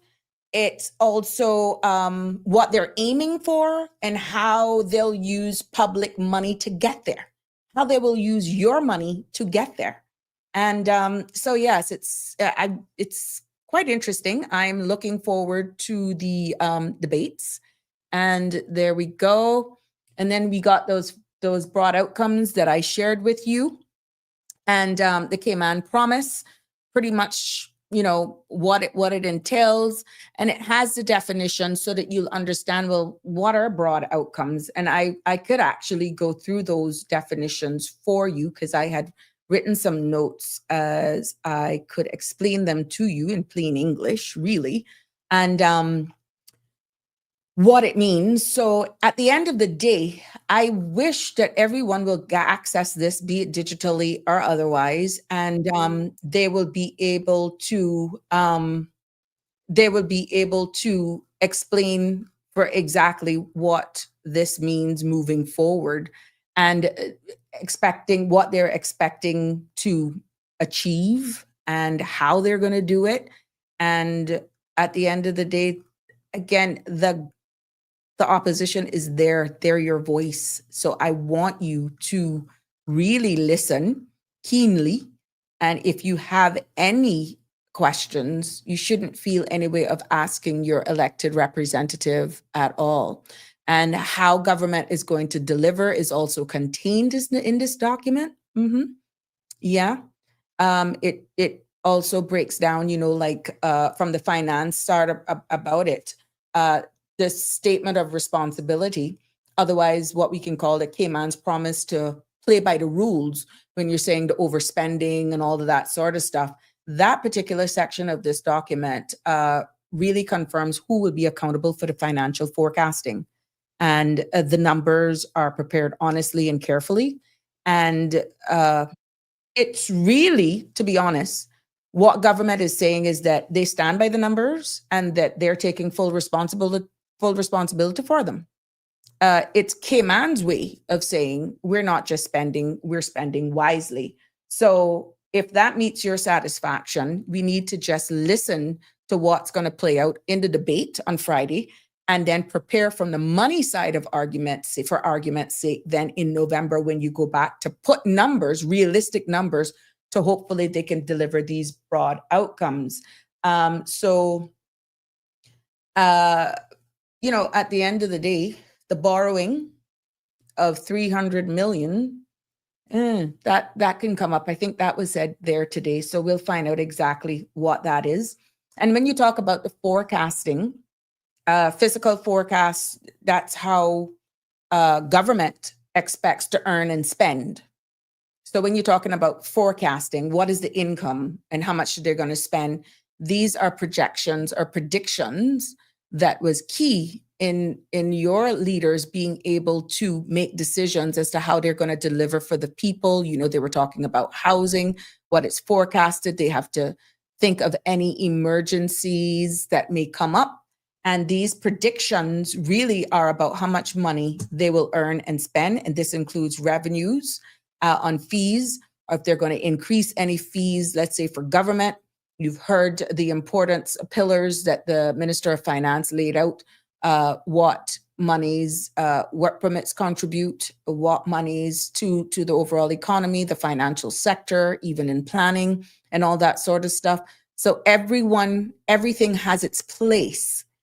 Yet we're trying to balance immigration reform, understanding that some of those revenues does play into the overall being able to run. So, and these fees and expenses like healthcare, education, and infrastructure works need to be funded somewhere. Where are you going to get that money from? So physical forecast are government's financial weather report, if you want to call it. It's a forecast. They can say we're going to get 20% of chance of rain and it don't rain. Or they can say, no need to bring your umbrellas today. And oh my God, then you need a canoe to get out of your house. Yeah. So these are only forecasts, and you're hoping that they can be as close based on previous trends, what you can predict, looking at markets, looking at what's happening around us, and showing what they expect to come in and what will go out, and whether the budget will stay balanced, which is what we hear a lot of. And but it's quite a well laid out document, and I'm hoping that in the coming days, that a lot of you will get access to this, pretty much like a manifesto for a party or during the election. Consider this a manifesto for the nation now. That's exactly what this is. And it tells you how we're going to fund it, and realistic from what is at the government's disposal, right? Or at their disposal. And then you're looking at the 2026 to 2028, the financial forecast, as I said, in continuation for further explanation, it zooms in on the next 3 years of what they want to deliver, showing detailed projections, and in the numbers in the back of this document, from income, spending, debt, to savings, to forecast, will show, like I said, what they expect and the expenses, like the salaries of even the civil service. So all of these is like the government's financial crystal ball, laying out what they expect to happen with public money between 2026 to 2028. You heard the Minister Ralston were talking about they will not fall afoul of the FFR. In layman's terms, that is our way of publicly saying that we will not fall outside the rules of the playbook. And this confirms that our government will follow good financial practices. So this whole procurement talks and all that sort of stuff, the necessary policies, hopefully outlined in this document, is covered, will actually be implemented, so that we will not get these big vanity projects that we're wondering who's going to pay for them, how it's going to be paid, procurement, how things are go out, that it's all fair and balanced, that they'll put the necessary laws that needs to be amended and policies in place, so that we will not see a continuation of what is declared in the Auditor General's report. And this is where it confirms that government is following good financial practices, like not overspending, keeping debt under control, and planning for the future and saving for emergencies. All of that is in there. Yeah. It's just our way of saying we're going to spend more wisely. And that's from a national perspective. Yeah. So you also looked, there's also a segment in here about the public sector debt profile and debt management. That is pretty much how we as a jurisdiction pays or manage what we owe. And what that is pretty much is how much the government owes, who it owes it to, and how it plans to manage and repay the debt over time. And just like you manage your own mortgage, or let's say a car loan, the government has to manage debt as well. So this is pretty much government's debt diary. It's showing what is borrowed, what's due, and how they will keep it under control, hoping that, we will be able to be a country where we're known for paying our bills and making sure that we can pay our persons that we borrowed from in time. So this is going to be key. And it explains as well how much it owes to those outside, and making sure that, Denver, I see you there. How are you? That we are in good standings, because you never know. You don't want, it's like me going to constantly borrow from a brother or a sister or a friend, and they know I can't pay it back eventually, or they give it to me at the first time, expecting me to say, okay, I'm going to pay you back X amount of time. And then all of a sudden, then it doesn't happen, or there's a length of excuse, or you just fall afoul. We don't want that reputation when it comes to an entire jurisdiction. You want to be able to pay back your debts. Let's see what Mr. Denver is saying this evening. The income has always been there. Good quality income to our government pretty much at all times. Why is it that we are always borrowing money? Forecasts or projections on spending. They have a record of previous spending, previous income, and yet we're always pulling money from the layaways in different departments to balance budget. Well, I guess we will listen to the debate, and some of these are key and excellent questions to ask or statements to be made, Denver. And this is why I implore persons to avail themselves, and if they have the time, to listen keenly. Yeah, because we're not an independent jurisdiction, and we can't do these things ourselves. And when it comes as a British overseas territories jurisdiction, these budgets, these forecasts, this SPS, don't think that the UK isn't looking at what we're promising as well. You got another guest coming. Right now, the Cayman Islands is a BOTC jurisdiction. That means, what does that mean for our finances? And just for being a BOTC, this explains exactly how the Cayman status as a BOTC territory affects our financial rules. It affects our borrowing limits and our international obligations. And we here in the Cayman Islands must follow certain UK linked financial rules, like keeping debt low and certain level of maintaining for transparency. So, at the end of the day, being a BOTC, that pretty much says, look, these are the rules that you have to follow because you are UK linked and because there's a certain precedence that we set. And keeping debt low, staying transparent, and calling out crap when we see it. It is what it is. Good evening, caller, and welcome to Sabrina Speaks. Hi, Sabrina. MP Brian here. Oh, hi, a representative from the opposition. Good evening. Hey, how are you? Not too bad. I'm just listening to your analysis of the SPS and what was tabled today and the document itself. I think it may be interesting when the debate happens on Friday and you put what is actually in that document from a different angle. Because, like, for example, you see where it says they'll intend to have a surplus of just over $7 million every year moving forward. Of course, you're going to have a surplus if you go and do $300 million more in borrowing. Yeah, but the thing that you got to also say about that is, of course, if I borrowed $1 billion, there's loads of things I can do. But how much further in debt is that putting the country? Yeah, so I just recall how much of the conversation throughout the election was, we're putting the country in debt and they can't have a surplus. Of course, you could always have a surplus because the surplus is dependent upon operational costs, what it takes to operate the civil service. Once you have more money coming in than that, but if I go out and get a loan, of course I'll have more money coming in. So the books can look really good. But it's not real because you still have a debt that you need to pay back. Exactly my point. So you see, now the average person may not see this and understand this. They only hear words like deficit or surplus, and they see it as a positive and a negative, but they don't factor in the fact that, they missed the line that says, the government over the 3-year period is going to borrow $300 million in order to do so. They also didn't hear that the operational cost of government to run the civil service is going to increase to $1.3 billion. I wrote that down.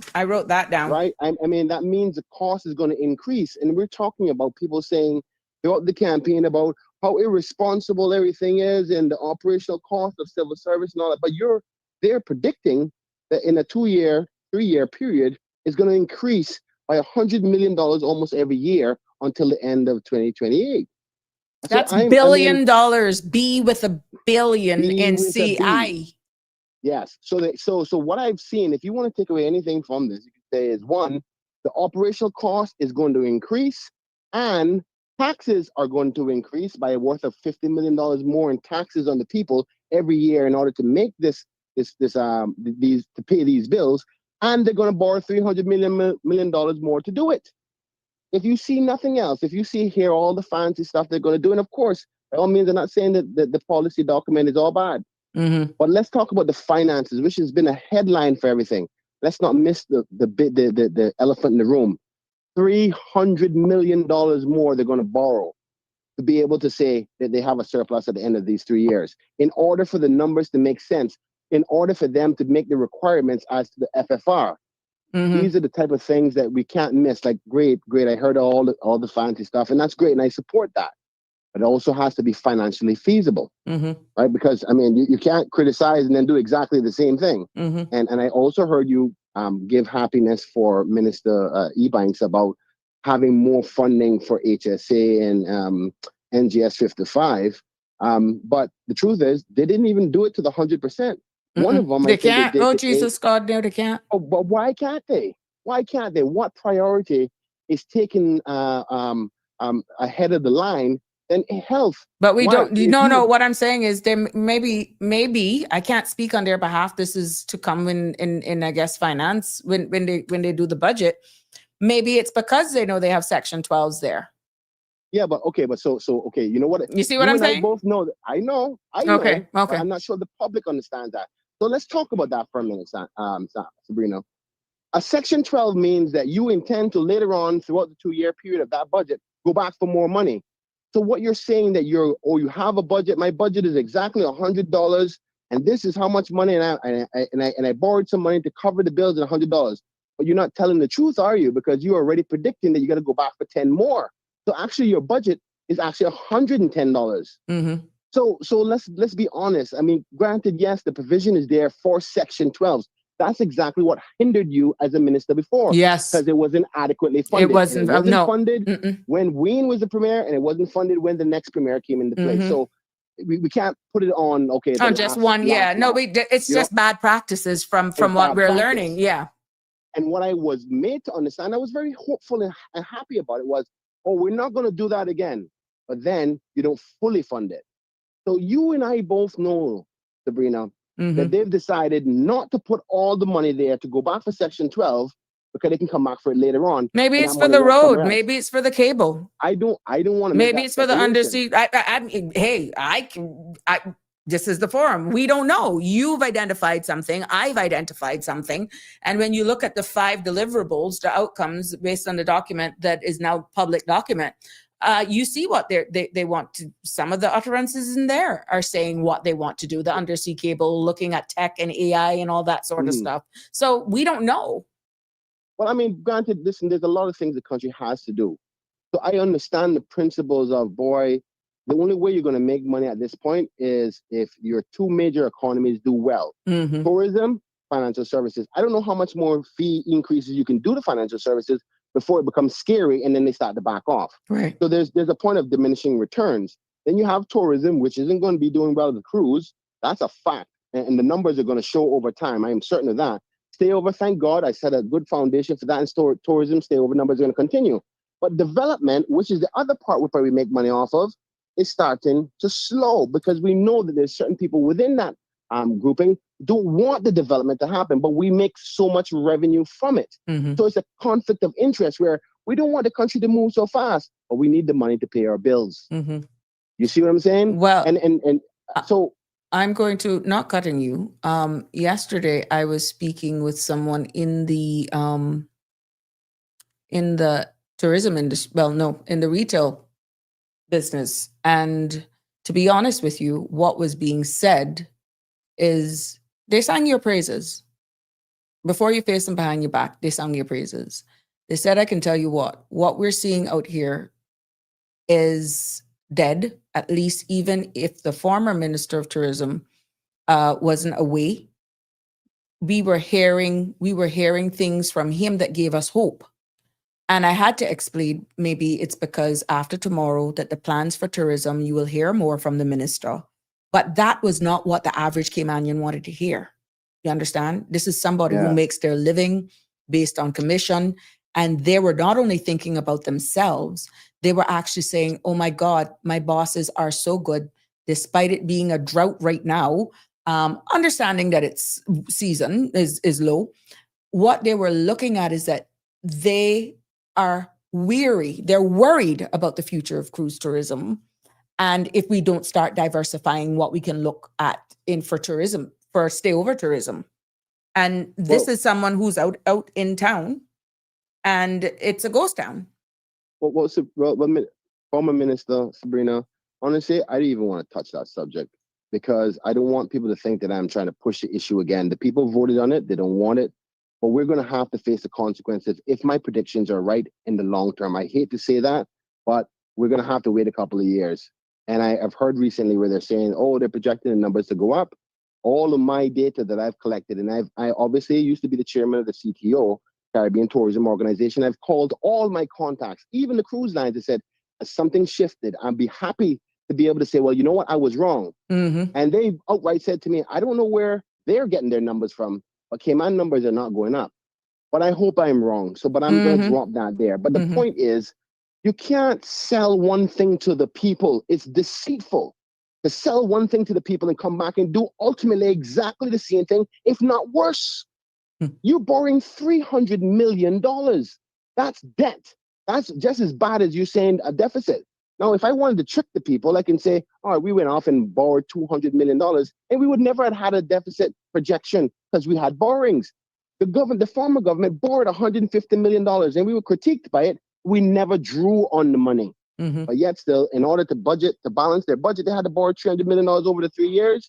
I mean, and then there's no excuse whatsoever not to fully fund those two line items that are constantly reoccurring. And there's no reason for 80% when you know it's not like it's going to reduce. People are getting older. The population is growing. That figure is only going to increase. So you know you're going to have to come back for another 10, possibly $15 million if you only put $48 million in it, and average run rate is 56 and increasing.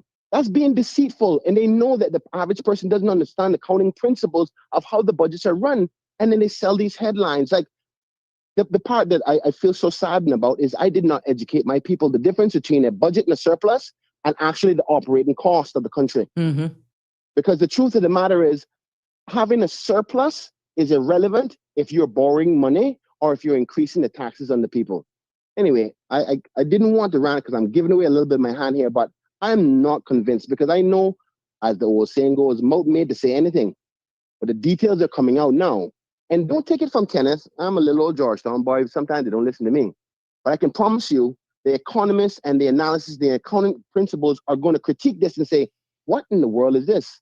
Because it's not what it doesn't. It sounds rosy and fluff, but you and I know, Sabrina, being there, seeing the accounts, understanding how cabinet works and how the budgets and going back to parliament for more money, you're basically just carrying. Matter of fact, I remember this one figure.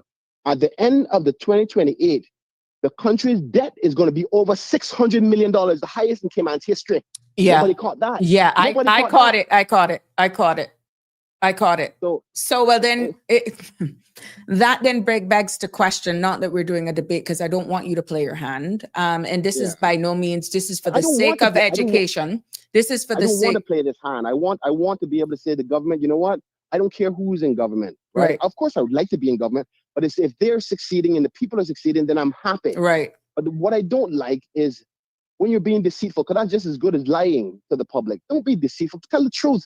If things going to be hard for a little while because of the global circumstances and the direction you want to take the country, be honest. But don't say that and then come around and felt, let's change the wording a little bit, but we're going to do exactly the same thing in a different way, but sell it a different way, and the people going to gobble it up. People ain't stupid. They get more and more educated people here, and I'm hoping. That's why I released that document. As soon as I got it, I flood as many people as I know who would take the time to read it and analyze it and see what it means from an accounting principle, from budgeting principles, as to how the civil service operates and how capital expenditure operates. So you see if they can see it for themselves, because obviously I'm conflicted. I'm a member of the opposition. Of course, can I go and say that because he won't be in power? He don't like this government.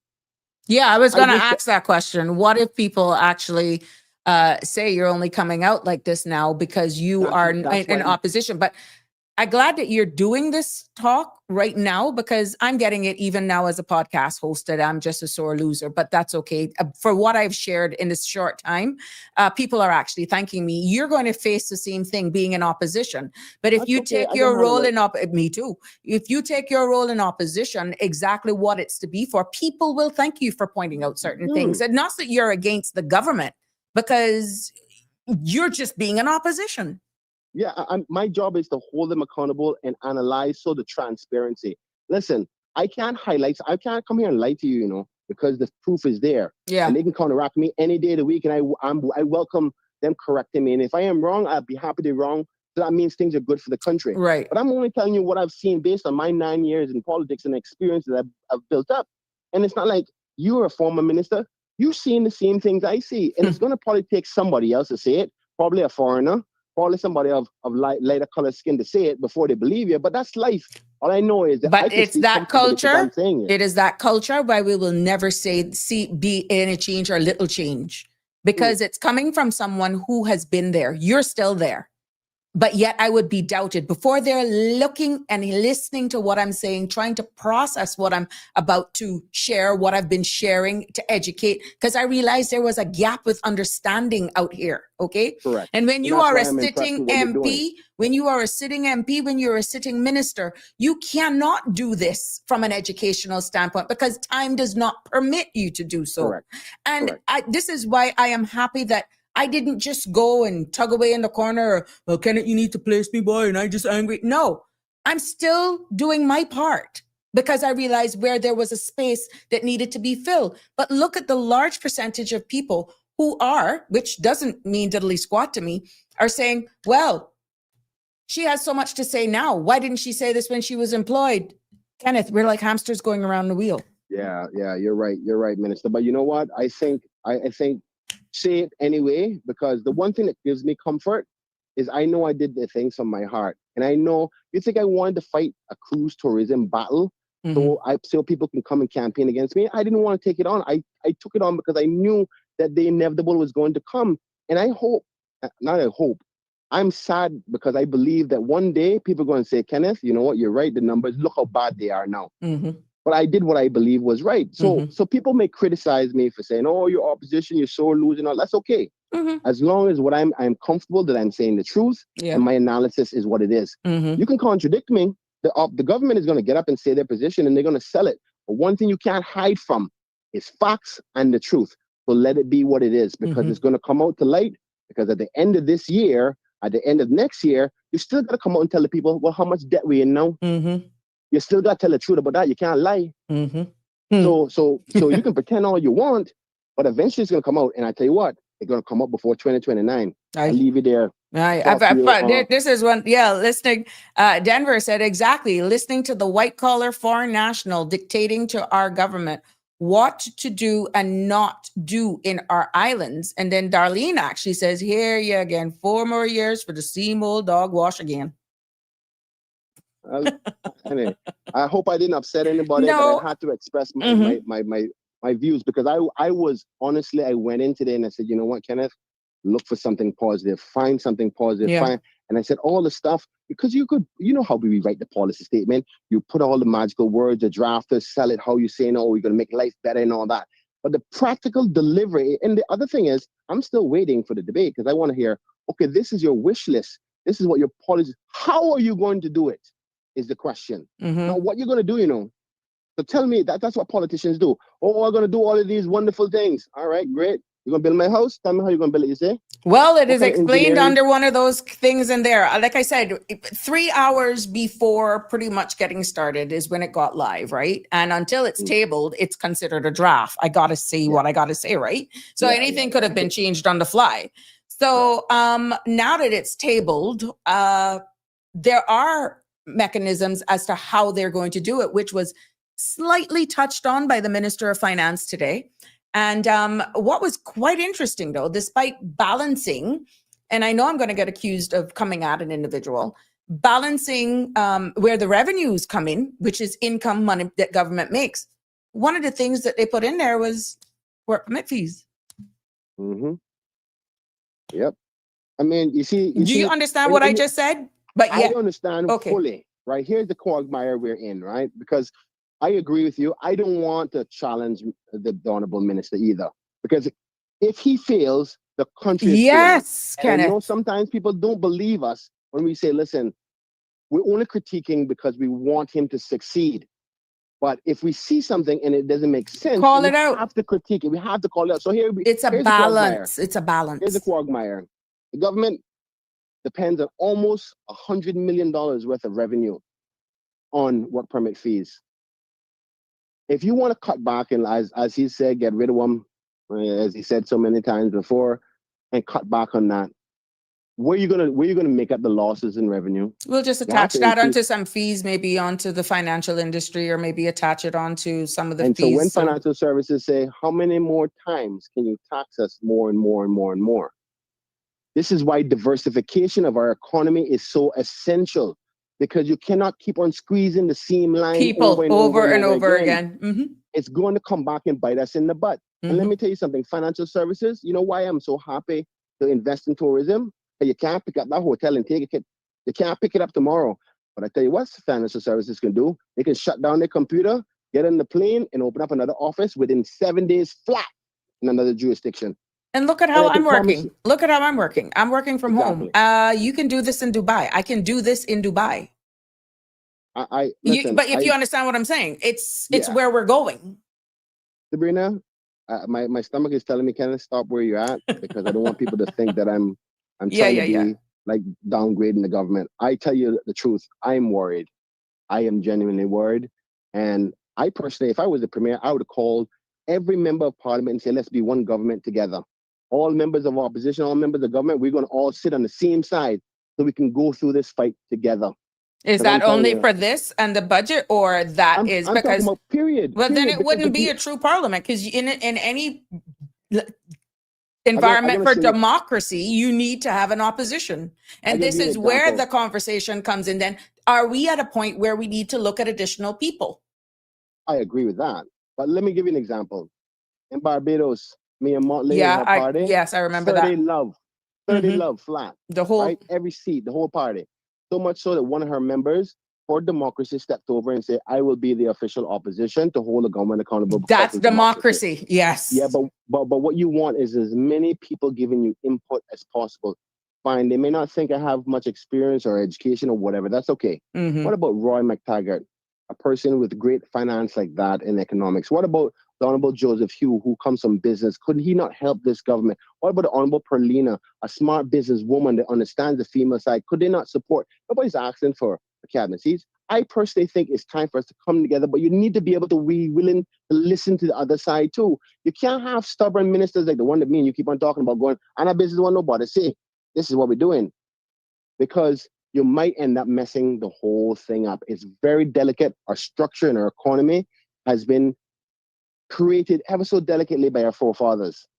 And just as much as it took time to get us to this point, we're going to have to be very delicately taking it apart and putting it back together. Because if you do it too drastically, you forget which parts went where. You ever seen a person take an engine apart and forget which bolt was for what? That was going to happen. Anyway, again, I'm going to stop there. Love you. Talk to you later, darling. All right. Take care. Thank you. That is Member of Parliament for the Electoral District of Georgetown Central, who is also the Deputy Leader of the Progressives People Movement, PPM. And he's in definitely the opposition now, having been the former Minister of Tourism and I think at one point ports and transport. Yeah. And yeah, now they will have an opportunity, as you rightfully said. And what I got from takeaway from that exchange was calling for a one government where pretty much everybody comes over and decide there is no opposition. What is your takeaway on that? Cayman 9368255 for that suggestion. Where we're going, understanding the climate that we're in. Does that signal true democracy for the Little Cayman Islands when you're hearing the operational amount that it's going to take to run our country? Where do you see the Cayman Islands? What would that mean to you if everybody, even the opposition, became the government and there was nobody over there? First of all, I don't think you would have space for it from a visual standpoint that everybody then comes over on the government side if that was to be the case. And it will be very interesting, but I would love to hear your takeaway on that. Somebody who's really into politics and sounding the whistle there, should that ever become a reality. Denver says, that's exactly where we're going. Before long, many of these work permit holders will be working for companies here from their own home and homeland or wherever they choose to live. Darlene, what a heat going on. Darlene, I don't know what you think. Pure madness is Connie's suggestion that we don't have an opposition, that everybody else comes over to the government. It signals a question mark. Yeah, Mia Motley did it once in Barbados, and even one of her own members went over to the opposition for the Constitution to actually be carried out. And one member, does that signify true democracy? What's your take on it? I would love to get your feedback. Thank you for those who are responding. Well, it's very interesting because he says, in his takeaway in the public discussion, and thank him for calling on. Again, this invitation was extended to the government side as well, so we could have a balance. All parties are welcome. This is a public and free platform, but to each his own. The squeaky wheel gets the oil, and kudos to Minister Bryan for using whatever platforms he can to get his word out there, contrary to what some of you may say or think. But this is where social media platforms like this is your voice, gives you an inside picture of what really happens. And, you know, at the end of the day, we're not criticizing. I feel that I've been still able to manage doing a neutral platform so where both sides, all sides can be heard.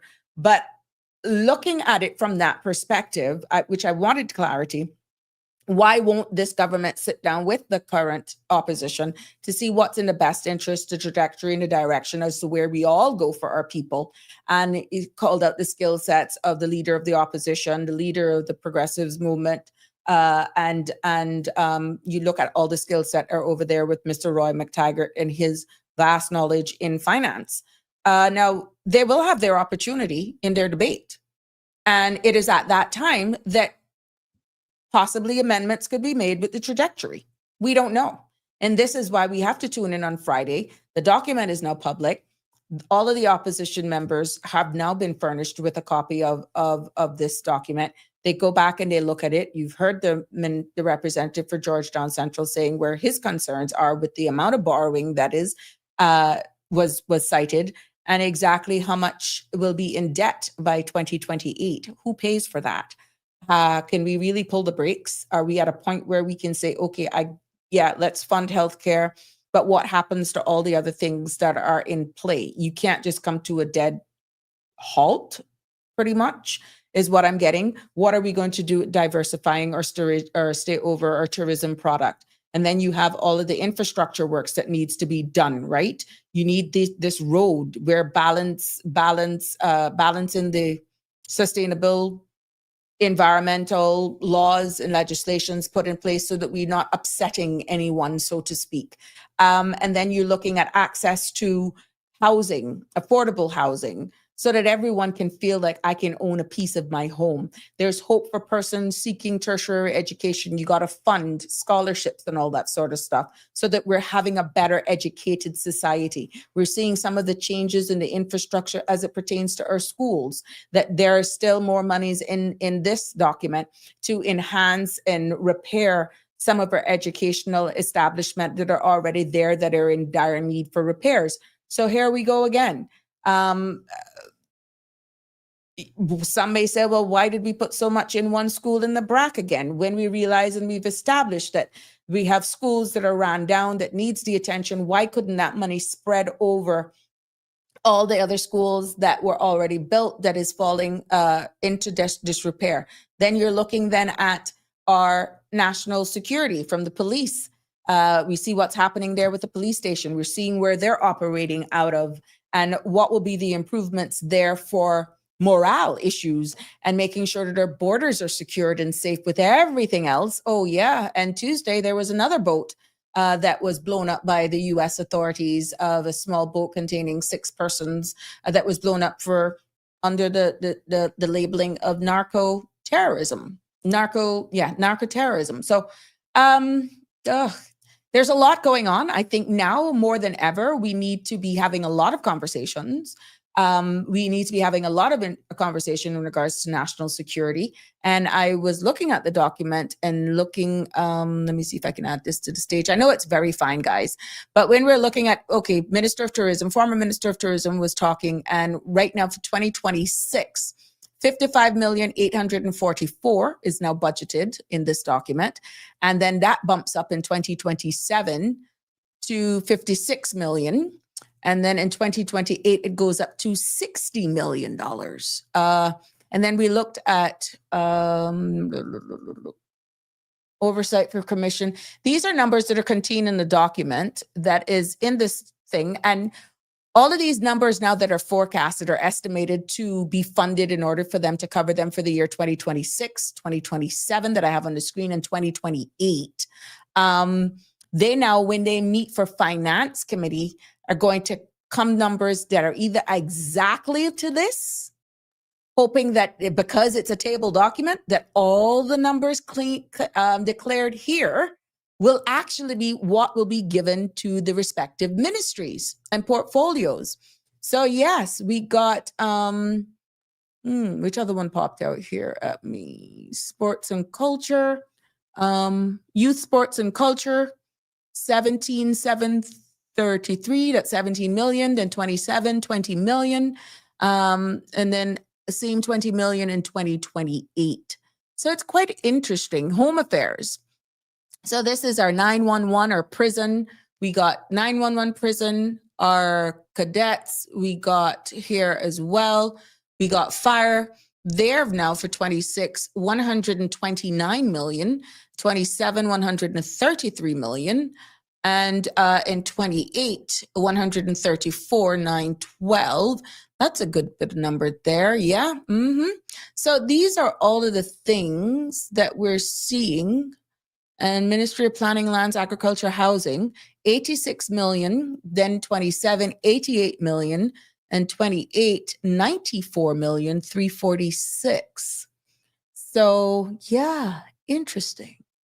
So when you see these numbers, we're going to make sure now that when it comes to Finance Committee time in November, that you go back to this document, because remember, this is a part of forecasting, like the weatherman. Remember, I gave you an idea.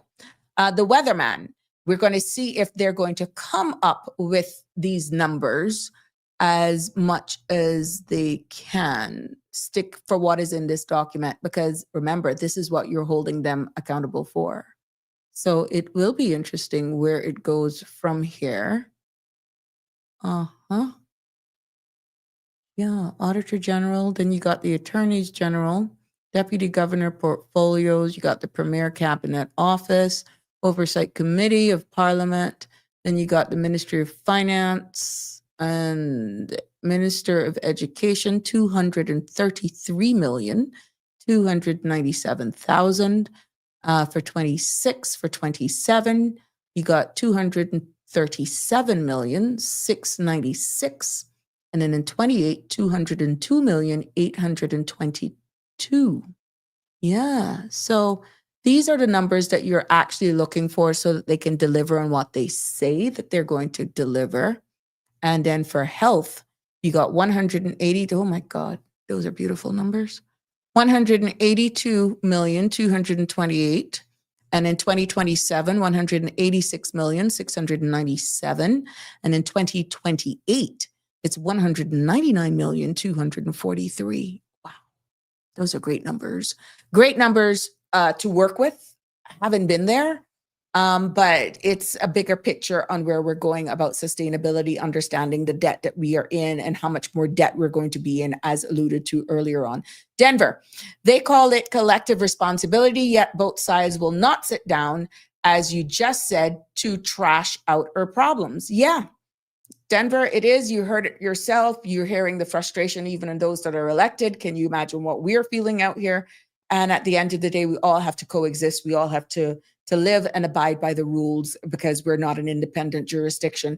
You further said the collective responsibility to me is all of our government combined, sorting out our country's problems. And you think we can do that by remaining in a democratic way in which the composition of parliament is, where we have a balanced opposition and you have your government side. So yeah, very interesting. But I thank you for your feedback, guys. But this is what we are up against, and I'm hoping that tonight that you would be able to go on the various websites and stuff and see this for yourself so that you're well prepared to be able to listen to the debate and hear what persons like from the opposition will have to say about it and their questions. And many times, like we said, they're there to oppose, to question, but not to see us fail. Sometimes it is food for thought, ideas, or seeing it from a different perspective. So that is what the opposition is there for. Our Constitution outlines it. And there's a reason for how we've had these subjects here for this very same reason in the past. So that is why you heard me, as boring as it may be for some of you, That is why I took the time out. I could have been on all sorts of, who's having an affair here, who's having an affair there. Oh, well, what a mess. Did you hear about this? No. I thought it was important for us to bring stuff like this up so that it's relevant, because for all of you tonight, if you want to go back and watch today's proceedings, based on what I've shared with you, it should make it easier for you to digest, coupled with what was shared by a member of the opposition, member for Georgetown Central, who has aired some of his frustrations without playing all of his hand for how he's intending to debate this, okay? And it is cause for concern. There's a lot to be absorbed in some of these sittings, and it's a lot if you're not in it all the time. Like Mr. Balika Samamba says, how much people are going to be like me and him, just really sit down and listen. I not only listen, I also observe. I want to see it on the screen. I want to see the body language. I want to hear the pitch. I want to hear the tone, so that I can read a little bit more. I'm not psychic. It's just different. If you've ever been to a basketball game in person, the energy, the vibe, the feeling when you're in that arena, that stadium, or let's say a live football or cricket match, whatever, it's just something different versus watching it at home. And having been in there, I hope I can articulate some of the movements and what's going on in there to you to make it easier. Yes. So that's my aim. But yeah, we got 5 minutes to go. I'm going to end at 7 because I want you to go and find that document and to digest it yourself. So yeah, very interesting as we continue to unfold. And for some of you who may actually get a headache from this, when you read those definitions about broad outcomes and all of that sort of stuff, and saying how, you heard the representative for Georgetown Central says, well, how are they going to do it? How are they going to do it? These are all broken down in a definition so that it's easier read when you do get the document, for you to know what each section highlighted means. And, the overview, the highlights, all of that sort of stuff. There are specific outcomes that they want to achieve, and their key project initiatives. I read very quickly in this that they're looking, there was mention made of even the cargo facility, the cargo port facility was also mentioned. And like we said here earlier on, the undersea cable, and we understood how important that is for connectivity. Everything is going digital, and that'll be covered under your infrastructure. And for connectivity purposes, we know how access to internet, we saw when one of the Maya 1 fiber optic cables were broken the other day, what delays we had in communications. It was just mayhem. Can you imagine if we're totally cut off? So these are all the things that we're looking forward in this document. May not be flashing lights in your face, but are embedded in the document to look for. What is it we're saying? We don't have 50 to 60 people in Parliament. 19 people should be putting their egos and personal agendas aside to work for our country. You're quite right. You're quite right. Yeah. And this is why bipartisan is key in these moments. For something like this, what is the blueprint for the Cayman Islands, where we're going to go for the next pretty much 3 years, how it's going to be funded for the next 2-3 years is key. That everyone remains in their respective place instead of signaling caution, and look at this and then debate it out. So this is where we saw the unrest with what transpired, and not giving anybody any wrong. They have a right to do what they want under the Constitution. But yeah, it's going to take a lot of collaboration. It's going to take a lot of putting your egos aside and making sure we put people first and holding those persons accountable who are just not doing their jobs, that could actually cause this document from not being delivered in this term. Because our government is there to present this beautiful blueprint. They're now going to go to try and fund all of the things that they're promised to the people of the country. But that's pretty much it. To deliver on that, it's going to require the civil servants. Yeah. And that's where it comes in. And it's during that time that keeping the lines of communication open with their constituents, especially those that are responsible for certain ministries, whatever is in this document for what they're going to do, like immigration reform is huge. I would suggest that that conversation continues because people are going to be upset if it's not delivered as what was proposed, with a delicate balance, of course, and you're going to have to get the weigh-in from our opposition as well. You hear the East-West arterial is a huge, huge, huge issue. They're going to have to give you timelines on deliverables for that and why and how it's going to be funded, stuff like that. And of course, financial industry, healthcare sector. But based on the numbers there, I think we shouldn't hear a lot of complaints if it's funded. There's a reason why I made that statement about you shouldn't hear a lot of complaints because it's funded. That organically came from a place of being a minister. Because pretty much you fund them. It's for them to deliver. It's for them to not squander. It's for them to make sound decisions so that the quality of access to healthcare is there, that you should see an improvement in the surroundings. You should see access being more accessible, and the experiences should be that much better because they would have been funded. So if we're still hearing, let's say April, May, June of next year, because remember, these monies now will go in effect as of January 1st. If come June, July, August, September, we're pounding the same drum that you're having issues with referrals, you're having issues with the surroundings, that there's still water issues, that there's still blankets and issues, all of the complaints that we're hearing. And I'm not picking on HSA, for God's sake. I'm just using these as example, because this is issues throughout, right? If we're still hearing those come this time next year, Houston, we got a problem.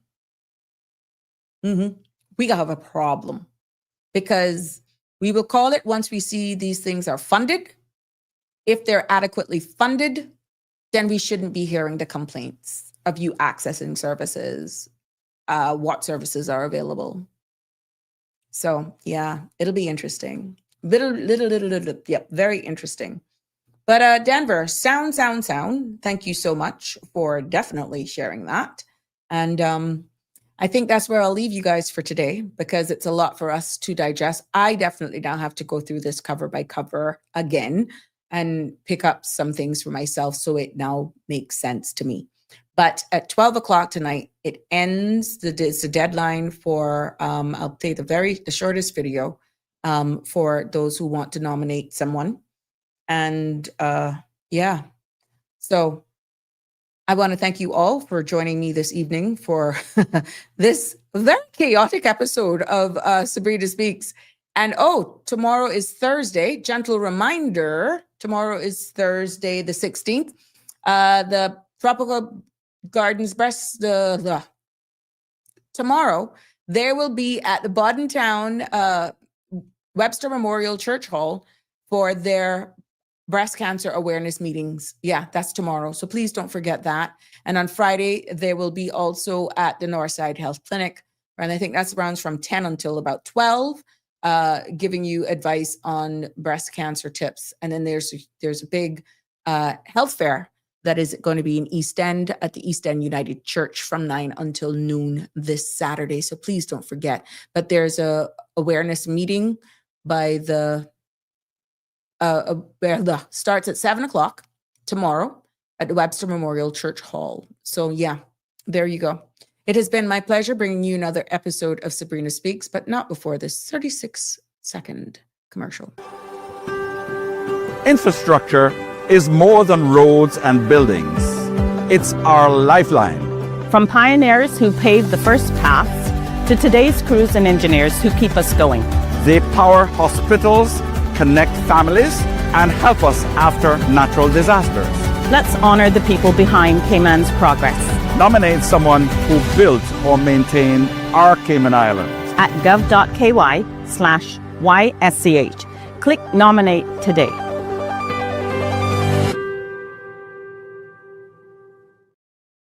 That's right. And that ends tonight at 12 o'clock. So you want to just go onto that website. If someone came to mind and you want to definitely just nominate them, go right ahead. It has been my pleasure bringing you another episode of Sabrina Speaks. And I'm wishing everyone a good evening. Thanks to everyone who stays with me and who puts up even when I get training 101 in real time. What a mess that was this evening. Connie, you're a joker. You know, you are a joker.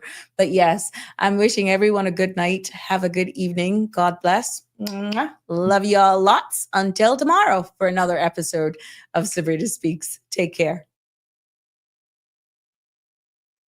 That's a wrap for today's edition of Sabrina Speaks.